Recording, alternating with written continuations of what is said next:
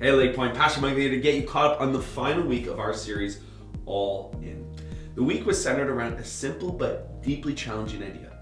God is still calling ordinary people to live with holy ambition for His kingdom.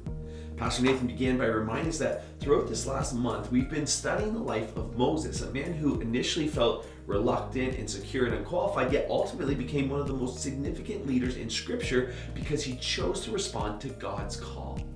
But Pastor Nathan pointed out something important. Moses' calling didn't begin at the burning bush. It actually began years earlier when he saw the suffering and the mistreatment of the Hebrew people, and he became deeply disturbed by it. It stirred in Moses a holy discontent. Pastor Nathan explained that throughout Scripture, God often begins stirring people by first burdening their hearts. Nehemiah heard that Jerusalem was in ruins, and so he sat down and he wept. Jesus looked at crowds of broken and spiritually lost people, and he was moved with compassion. Again and again in the Bible, calling begins when someone becomes deeply aware that things are not the way they're meant to be.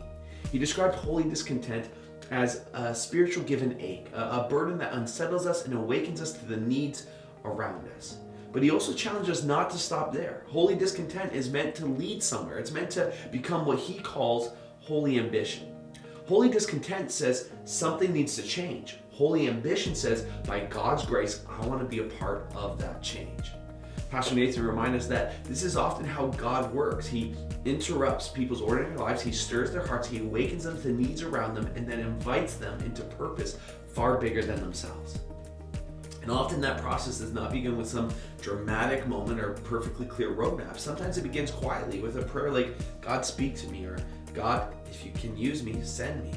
You see, calling is not reserved for pastors, missionaries, or people on church platforms. God calls teachers, tradespeople, entrepreneurs, students, nurses, retirees, parents, and business leaders. The issue is not whether someone is important enough to be called by God. The issue is whether they are surrendered and willing to obey Him when He calls. Now, that will set the stage for hearing from special guests Rob and Tyra, our global workers who partner with our church, serving in strategic work among unreached people groups around the world. Pastor Nathan introduced them by explaining that what he loves most about their story is that it isn't built around fame or charisma or have everything figured out. Their story is simply one of ongoing obedience, learning to hear God's voice and continuing to say yes one step at a time. Now, during the interview, Rob and Tyra shared how they first met at Trinity Western University while studying nursing and English literature. They spoke honestly about how early on they didn't necessarily have the dramatic missionary calling stories that many people expect. In fact, they admitted that during one of their first missions orientation meetings, they actually felt embarrassed because many others seemed to have these grand visions and crystal clear plans for the future. Meanwhile, they simply felt like God was teaching them how to hear His voice and obey Him well. Now, one of the most memorable ideas that they shared was a phrase God impressed upon Rob years ago. It was, be in a position to say yes. They described how God often leads people not by revealing every detail in advance, but by inviting them to faithfully steward the passions, gifts, and opportunities already in front of them while remaining available for whatever He may ask next. That posture of obedience eventually led them into global missions work in China, beginning in 2002, where they served alongside the underground church while raising a young family. Rather than focusing on ministry accomplishments, they shared honestly about the adventure, the sacrifice, and the faith required to pursue God's call while building a family and navigating uncertainty. The conversation then shifted towards the ministry they now lead through a strategic initiative called The Incubator, which operates primarily out of Malaysia. Pastor Nathan explained that their work focuses on equipping global workers to engage unreached people groups through what's known as Business for Transformation, helping entrepreneurs establish sustainable businesses in places where traditional missionary access may be restricted or even impossible.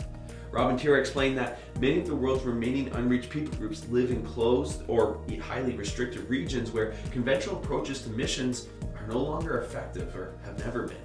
Rather than seeing this as a reason to retreat, they believe the church must learn new ways of engaging the world with the gospel.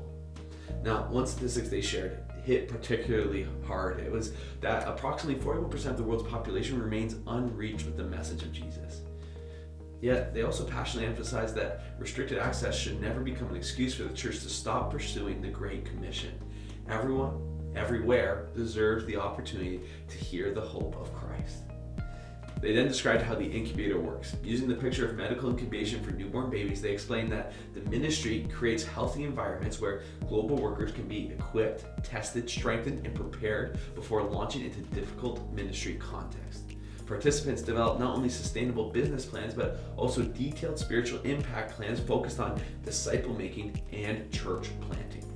Their cohorts typically run for 6 to 8 months and often continue with long-term coaching relationships for years afterward. They shared how their team now consists of 18 members who walk closely alongside those workers, helping them navigate both the business and ministry aspects of launching into difficult regions of the world.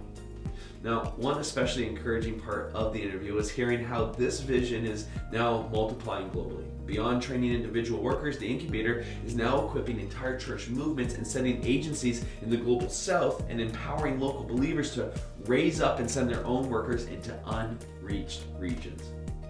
Pastor Nathan then transitioned the conversation back to Lake Point's vision by challenging us with the idea of becoming a sending church.